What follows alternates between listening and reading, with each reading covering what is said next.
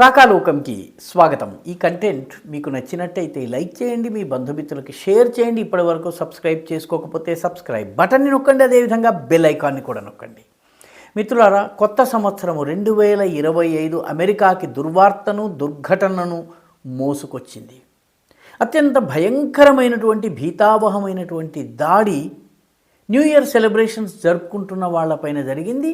ఈ సంఘటన న్యూ ఆర్లీన్స్ రాష్ట్రంలో జరిగింది. అక్కడ న్యూ ఇయర్ సెలబ్రేషన్స్ చేసుకుంటున్నటువంటి వ్యక్తులపైకి ఒక మతోన్మాది విచక్షణారహితంగా అతివేగంగా బండిని నడిపించి, ఆ బండి కూడా మామూలుది కాదు, అందులో పేలుడు పదార్థాలు ఉన్నాయి, మారణాయుధాలు ఉన్నాయి, తుపాకులు ఉన్నాయి, తీసుకొచ్చి వాళ్ళని ఢీకొని అనేక మంది మృతికి కారణమయ్యాడు. అంతటికీ కూడా అతను సంతృప్తి చెందక దిగి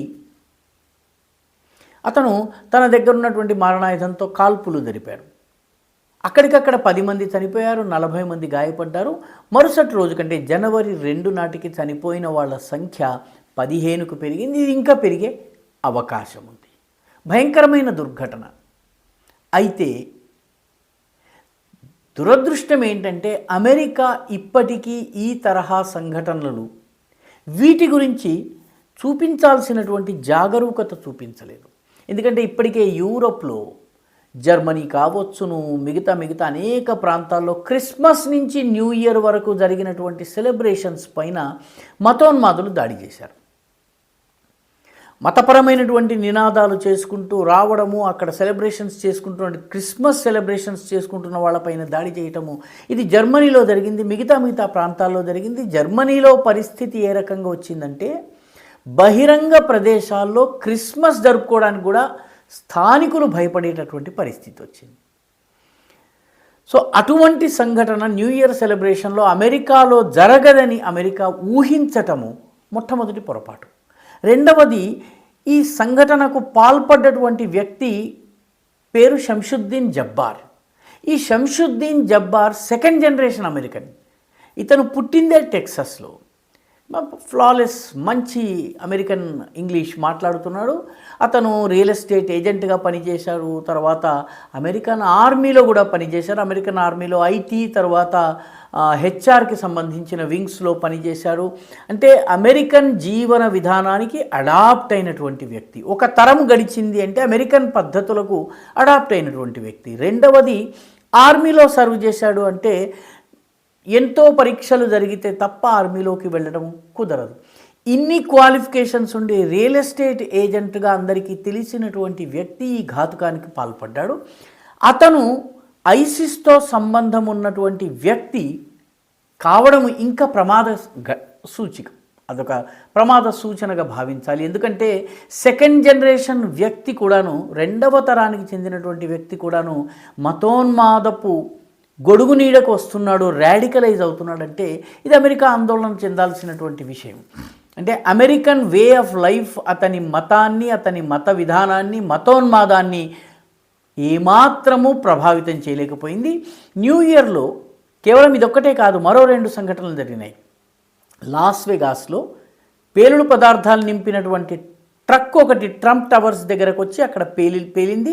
అది ఉగ్రవాద సంఘటన కాదా అన్నది ఇప్పటివరకు తెలియలేదు, కానీ అక్కడ కూడా చాలామంది గాయపడ్డారు. అదేవిధంగా ఇల్లినాయిస్లో షూటింగ్ జరిగింది. న్యూ ఇయర్ సెలబ్రేషన్స్ జరుపుకుంటున్న వాళ్ళపైనే షూటింగ్ జరిగింది. తమాషా ఏంటంటే చాలా చోట్ల మతోన్మాద మౌలవీలు కొందరు, మతోన్మాదంతో ప్రభావంలో ఉన్నటువంటి వాళ్ళు న్యూ ఇయర్ సెలబ్రేషన్స్ జరుపుకోకూడదు అని చెప్పి పిలుపునిచ్చారు. భారతదేశంలో కూడాను పిలుపునిచ్చారు, అమెరికాలో కూడాను పిలుపునిచ్చారు. కాబట్టి న్యూ ఇయర్ సెలబ్రేషన్స్ని ఇవి సైతాన్ యొక్క ప్రాక్టీసెస్గా భావించినటువంటి మతోన్మాది షంషుద్దీన్ జబ్బార్ ఈ దాడికి పాల్పడ్డాడు. అయితే దీనికన్నా దురదృష్టమైనటువంటి విషయం ఏంటంటే అమెరికా ఈ దాడుల స్వభావాన్ని ఇప్పటికీ గుర్తించటం లేదు. వాస్తవానికి అతని దగ్గర ఐసిస్ ఫ్లాగ్ ఉందని ఫోటో తీసి ఆ ఫోటోతో సహా అతని ట్రక్లో ఉన్నటువంటి ఐసిస్ ఫ్లాగ్ ఫోటో దగ్గరున్నప్పటికి కూడాను FBI దీన్ని ఉగ్రవాద దాడిగా ప్రకటించడానికి తాత్సారం చేసింది, ఆలస్యం చేసింది. ఇది ఉగ్రవాద దాడి కాదు అని కూడా స్పష్టంగా చేసింది. ఐసిస్ జెండా ఉండి మతోన్మాద నినాదాలు చేస్తూ న్యూ ఇయర్ సెలబ్రేషన్స్ పైన దాడి చేస్తున్నటువంటి వ్యక్తి మతోన్మాది కాదని ఏ రకంగా చెప్పింది. పైగా అతని పైన 2-3 ఫ్రాడ్ కేసెస్ ఉన్నాయి. అతను FBI యొక్క వాచ్ లిస్ట్లో ఉన్నాడు. అయినప్పటికీ కూడాను ఈ రకంగా చెప్పడం అనేది ఆశ్చర్యకరమైనటువంటి విషయము. అమెరికా ఉదారవాదం పేరిట ఈ రకమైనటువంటి మతోన్మాద శక్తులు, విఘాతక శక్తుల్ని పాముకు పాలు పోసినట్టుగా పెంచి పోషిస్తోంది. భారతదేశం వంటివి అనేకసార్లు అభ్యంతర పెట్టినా కూడా పట్టించుకోలేదు. ఉదాహరణకి ఖలిస్తానీ ఉగ్రవాది గురుపత్వంత్ సింగ్ పన్ను అమెరికాలో చాలా సురక్షితంగా ఉంటాడు. భారతదేశాన్ని ముక్కలు చేస్తాను, పంజాబ్ని వేరు చేస్తాను అనేటటువంటి వ్యక్తికి అమెరికా ఉదారవాదం పేరిట, హక్కుల పేరిట ఆశ్రయం ఇస్తోంది. ఇంకా దురదృష్టం ఏంటంటే 26 మంది అమెరికన్లను, మొత్తం 168 మందిని పొట్టన పెట్టుకున్నటువంటి బొంబాయి దాడులు, 2008 ముంబాయి అటాక్ ఏదైతే జరిగిందో, ఈ అటాక్కి సంబంధించిన కీలక సూత్రధారి తహవ్వుర్ రాణా, పాకిస్తాన్ మూలానికి చెందిన కెనడియన్ పౌరుడు. ఆయనను 2008లో సంఘటన జరిగితే ఇప్పటి వరకు భారతదేశానికి అప్పగించలేదు. ఇప్పుడే దానికి సంబంధించిన ప్రక్రియను ప్రారంభం చేశారు. అంటే ఉగ్రవాద వ్యతిరేక పోరాటం విషయంలో అమెరికావి ద్వంద్వ ప్రమాణాలు. ఒకటి ఉదారవాదం పేరిట, రెండవది మల్టీకల్చరలిజం పేరిట. మల్టీకల్చరలిజం అంటే అనేక సంస్కృతులు కలిసి జీవించవచ్చును అన్నటువంటి ఒక వాదనతో అమెరికాతో సహా అనేక దేశాల్లో మతోన్మాద శక్తులు ఇష్టారాజ్యం చేసేలాగా చేసింది. అమెరికన్ రాజకీయ నాయకులైనటువంటి ఇల్హాన్ ఉమర్ కావచ్చును, రషీదా తలీబ్ కావచ్చును, వీళ్ళు అల్ఖాయిదాను, ఐసిస్ను, ఉగ్రవాదాన్ని, ఇస్లామిక్ రాడికలిజంని సమర్థిస్తూ చట్టసభల్లో మాట్లాడుతున్నారు. అమెరికన్ చట్టసభల్లో మాట్లాడుతున్నారు. వీళ్ళు ఇజ్రాయెల్కి వ్యతిరేకంగా ప్రచారం చేస్తున్నారు. ఇల్హాన్ ఉమర్ అయితే భారతదేశానికి వచ్చి ఆక్రమిత కాశ్మీర్లో కూడాను వెళ్ళింది, భారతదేశానికి వ్యతిరేకంగా స్టేట్మెంట్లు ఇచ్చింది.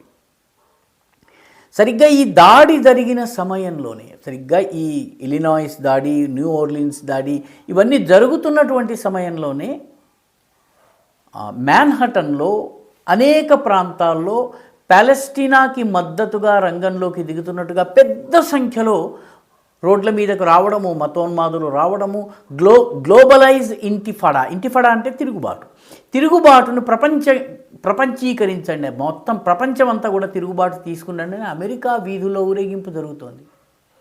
అంటే న్యూ ఆర్లిన్స్ సంఘటన జరిగిన తరువాత కూడా ఈ ఊరేగింపులు మ్యాన్హటన్లో మరి అనేక ప్రదేశాల్లో కూడా జరగటము అమెరికా ఈ ఉదారవాద ముసుగుని ఇటువంటి విషయాల్లో పక్కకు పెట్టవలసినటువంటి అవసరం ఉంది. మల్టీకల్చరలిజం పేరిట విఘాతక శక్తులకు ఆశ్రయం ఇవ్వకూడదు. ఇది అర్థం చేసుకోవలసినటువంటి అవసరం ఉంది. ఎందుకంటే ఈ తరహా దాడులు రానున్న రోజుల్లో వెస్టర్న్ వరల్డ్లో పెరగబోతున్నాయి. జర్మనీలో పెరిగినాయి, ఇప్పుడు ఇక్కడ కూడా పెరిగేటటువంటి అవకాశం ఉంది, అమెరికాలో కూడాను. దురదృష్టం ఏంటంటే అమెరికా వీటిని ఉగ్రదాడులుగా చూపించటంలో ఆలస్యం చేస్తుంది. అంతేకాకుండా దీని తీవ్రతను తగ్గించేందుకు ఇమీడియట్లీ గత నెల ఒక 150 వర్జీనియా రాష్ట్రంలో ఒక 150 పైప్ గన్స్ ఒక స్టాఫర్డ్ అనేటటువంటి వ్యక్తి దగ్గర దొరికినాయి. గత నెలకు సంబంధించిన వార్తను రంగంలోకి తీసుకొచ్చి గార్డియన్ పత్రికలో, యూకేకి సంబంధించిన పత్రిక, కానీ దీని తీవ్రతను తగ్గించేందుకు, అంటే ఇక్కడ మతోన్మాదాన్ని అటాక్ చేసే అవకాశం రాకుండా చేసేందుకు 150 పైప్ గన్ల వార్త, డిసెంబర్ నాటి వార్తని ఇప్పుడు హఠాత్తుగా తీసుకుని రావడం, ఎప్పటి వరకైతే ఈ మతోన్మాదము, మతపరమైనటువంటి ఉగ్రవాదం విషయంలో దృఢమైన ధోరణిని అవలంబించకుండా అమెరికా వ్యవహరిస్తుందో అమెరికాకి ఇబ్బందులు కలగబోతున్నాయి. ఎందుకంటే హిలరీ క్లింటన్ పాకిస్తాన్కి ఒక సందర్భంలో చాలా స్పష్టంగా చెప్పింది, మీరు ఇండియాని కాటేయాలని చెప్పి పాముల్ని మీ పెరట్లో పెంచితే ఆ పాములు మిమ్మల్ని కూడా కాటేస్తాయని. ఇస్లామిక్ ఉగ్రవాదాన్ని గనక అమెరికా సానుభూతితో మల్టీకల్చరలిజం పేరిట, లేకపోతే ఉదారవాదం లిబరలిజం పేరిట గనక ప్రమోట్ చేస్తే తన పెరట్లో ఉన్నటువంటి ఇవి ఈ న్యూ ఆర్లిన్స్ లాంటి సంఘటనలు జరిగేటటువంటి ప్రమాదం ఉంది. ఇది గుర్తించాలి. శామ్యుయల్ హంటింగ్టన్ చెప్పినటువంటి క్లాష్ ఆఫ్ సివిలైజేషన్స్, నాగరికతల సంఘర్షణ ఇప్పుడు అమెరికా యొక్క గుమ్మం దాకా వచ్చింది, అమెరికా యొక్క మన డ్రాయింగ్ రూమ్లో దాకా వచ్చింది. అమెరికా ఇప్పటికన్నా మేల్కుంటుందా లేదా అన్నదే కీలకమైనటువంటి ప్రశ్న. ఈ వీడియో మీకు నచ్చినట్టయితే లైక్ చేయండి, షేర్ చేయండి, ఈ ఛానల్కు సబ్స్క్రైబ్ చేయండి, మీ అభిప్రాయాన్ని కమెంట్ల రూపంలో తప్పనిసరిగా పంపించండి.